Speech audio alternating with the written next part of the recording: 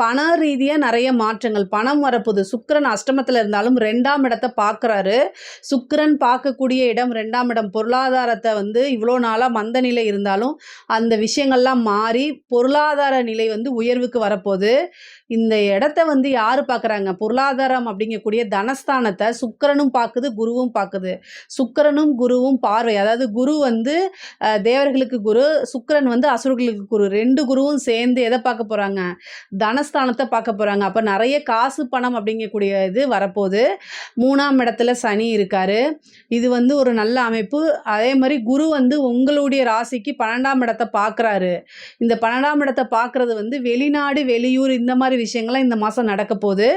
சூரியன் வந்து உங்களுக்கு 9ஆம் இடத்துல இருக்காரு. இது வந்து ஒரு நல்ல அமைப்பு தான். 9ஆம் இடத்துல சூரியன் இருக்கும்போது உங்களுடைய பேர் புகழ் எல்லாமே நீங்கள் எதுக்காக இவ்வளோ நாள் வெயிட் பண்ணிட்டு இருந்தீங்களோ அந்த விஷயங்கள் எல்லாமே நடக்க போகுது. மன மகிழ்ச்சிக்கு என்னென்ன விஷயங்கள்லாம் உங்களுக்கு நடக்கணும்னு நீங்கள் நினைக்கிறீங்களோ அத்தனையுமே நடக்கும்.